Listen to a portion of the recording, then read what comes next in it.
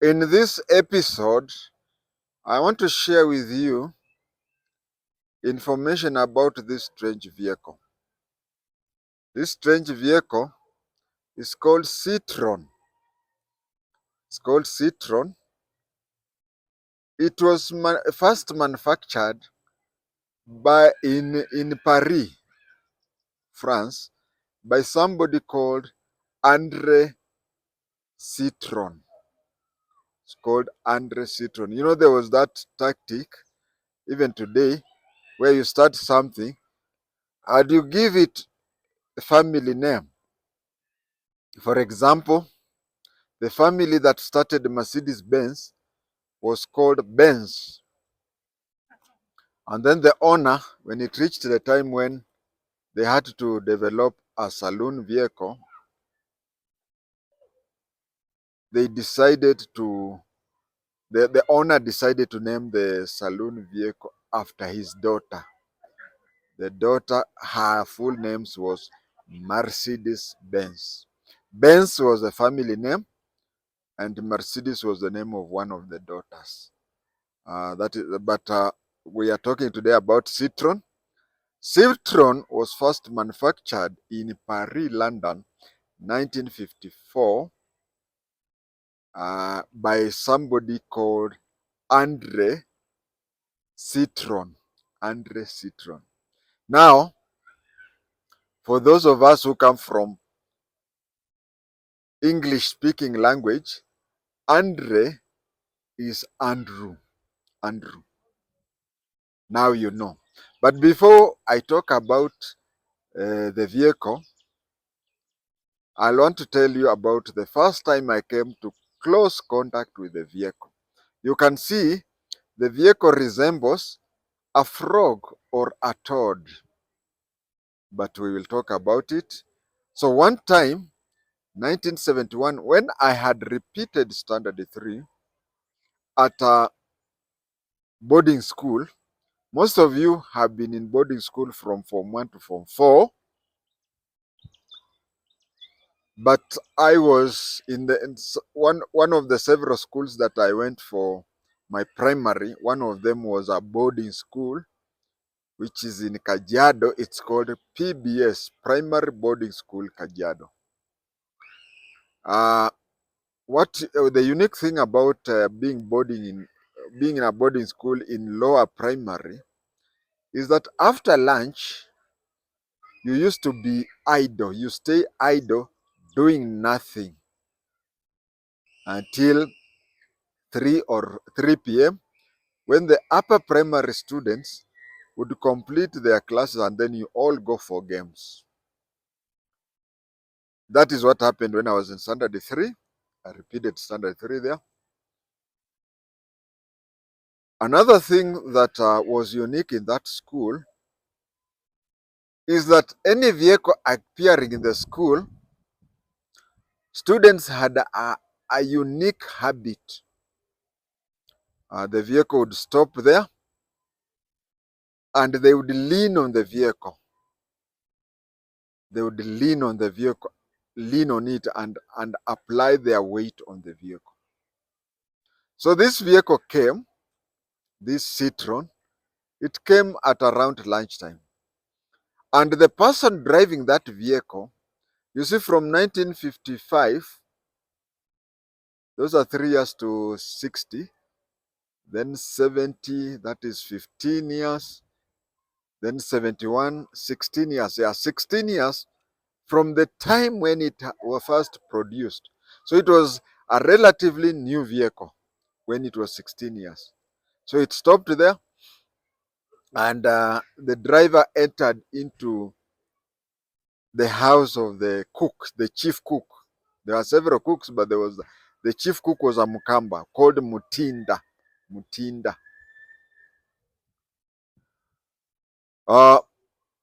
The house was circular, grass thatched. The difference between that house and the houses that we had in our home, it was circular, a bit bigger. Those who are in the police in the early days saw such houses.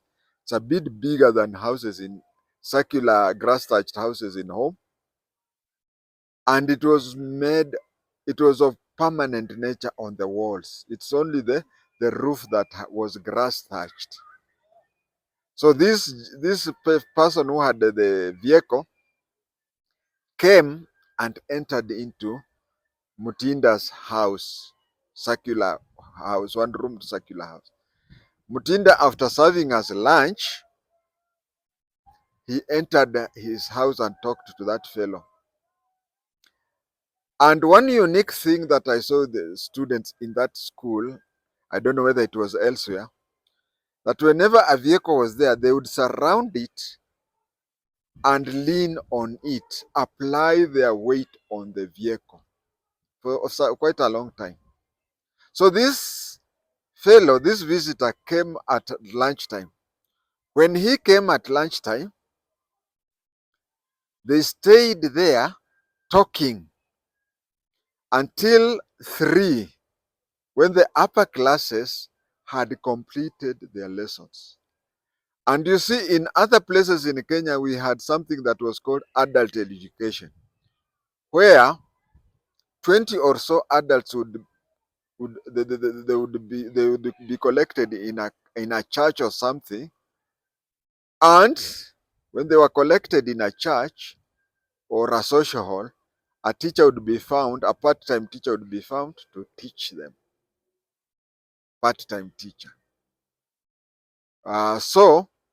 But in Maasai land, we did not have that facility because we had very few people who could make up a class. So in the whole district, now it's called the whole county, it is only our school that accepted adult people.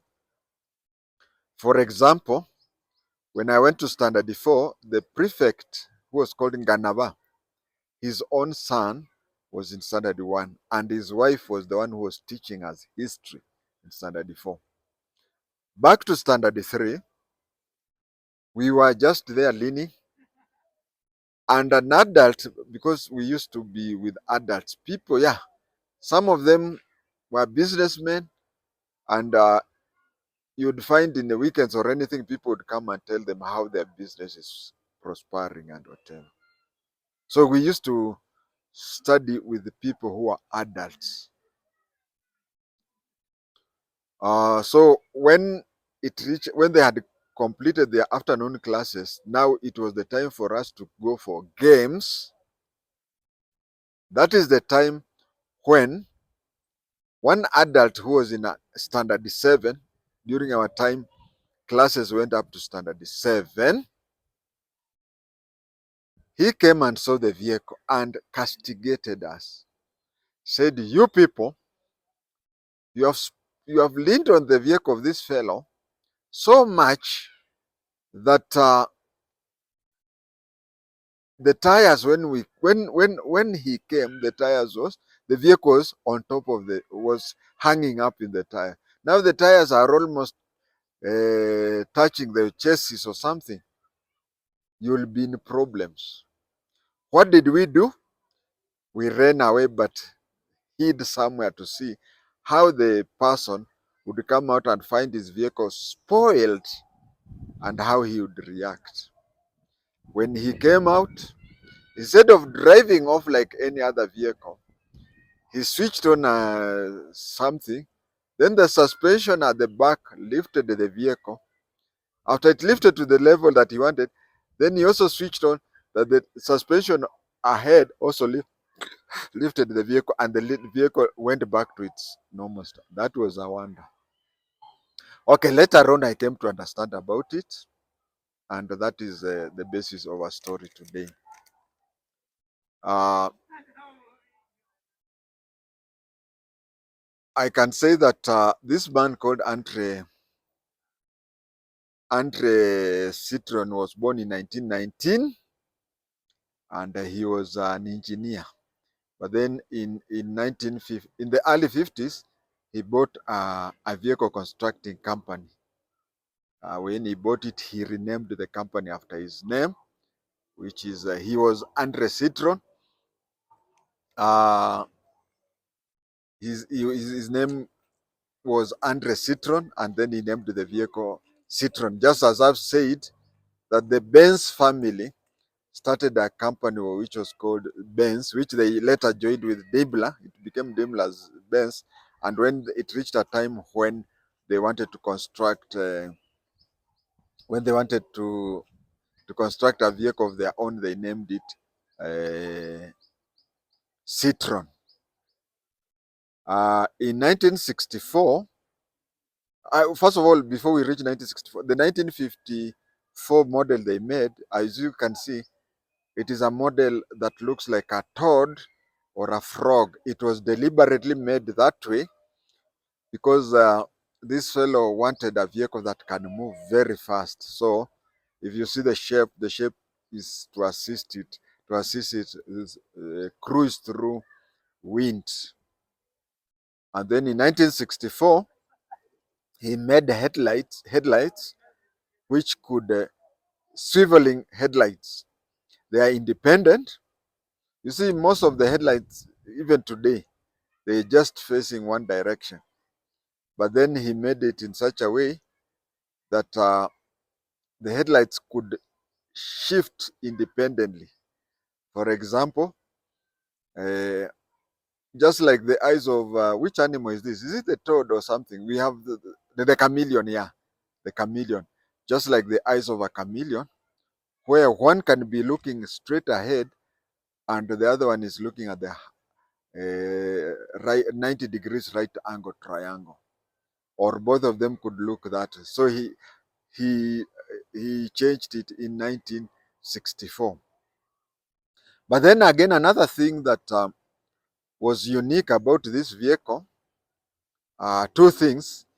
One is that it is a vehicle that initiated a system where it could be driven on three wheels. What do I mean by driving on three wheels?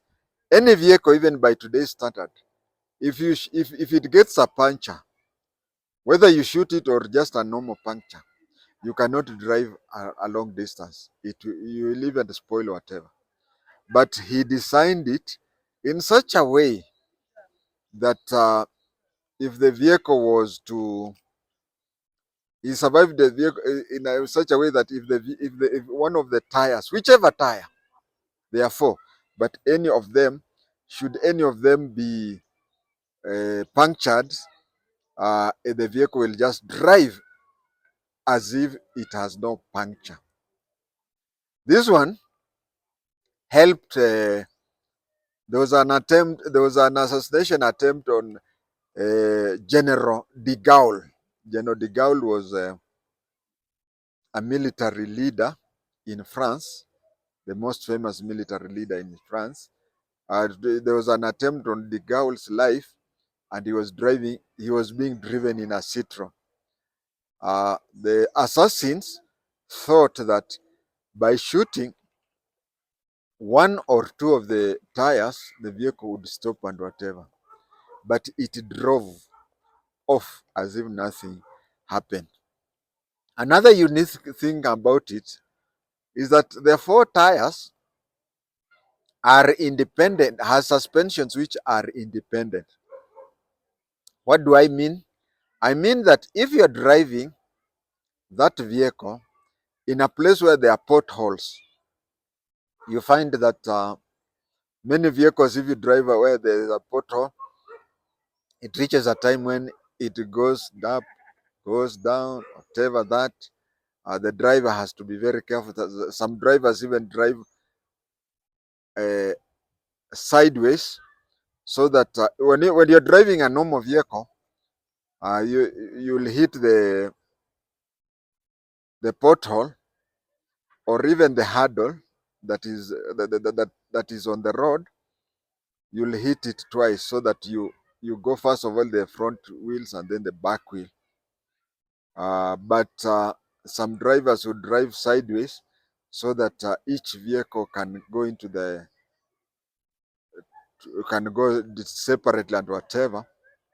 And drivers usually, when they approach things such as potholes or something, they reduce the speed of the vehicle deliberately because it will be uncomfortable for the passengers. But with Citroen, you drive at whatever speed you are, you will not notice when you are in a what do we call, in a pothole or something like that, because of the suspension, the way they are made. They are made so much so independently, and the body is so made in such a way that it is only that tire that the suspension will be affected, and the whole vehicle will still go on the same level, that you will not know that you have hit a pothole, or you have gone to these strips which are placed on the road to reduce the speed of driving. My viewers, that is the unique vehicle that is called Citroen. Thank you.